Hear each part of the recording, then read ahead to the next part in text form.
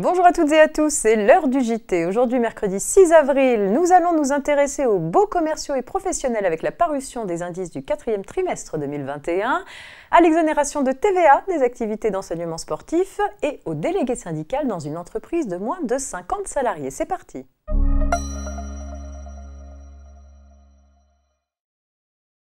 L'INSEE a publié les indices du 4e trimestre 2021 permettant de calculer la révision du loyer des baux commerciaux et professionnels. L'indice des loyers commerciaux, l'ILC, s'élève à 118,59, il augmente de 2,42% sur un an, une hausse qui, rappelons-le, aurait été bien plus forte sans la récente modification du calcul de cet indice par suppression de l'une de ses composantes.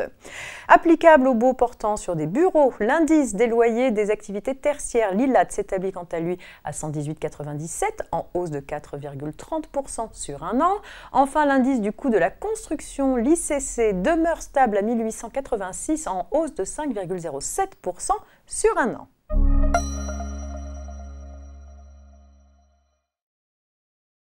Le Code général des impôts prévoit que les recettes tirées de leçons ou de cours particuliers de l'enseignement sportif dispensés par des personnes physiques sont exonérées de TVA. Dans une affaire récente, il a été jugé que les leçons données par un moniteur de tennis avec le concours d'initiateurs fédéraux bénévoles ne peuvent pas bénéficier de cette exonération. Dès lors que chaque groupe d'élèves a un initiateur fédéral comme enseignant et que le moniteur de tennis en cause se contente de passer sur chaque cours de tennis pour superviser l'enseignement, ce dernier ne peut pas être considéré comme ayant dispensé personnellement les leçons de tennis.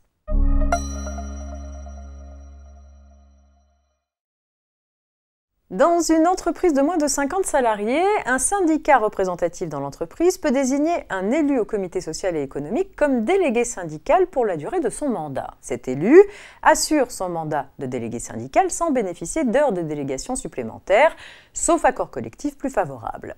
En cas d'absence momentanée de l'élu titulaire, seul un suppléant disposant d'un crédit d'heures de délégation peut être désigné en qualité de délégué syndical.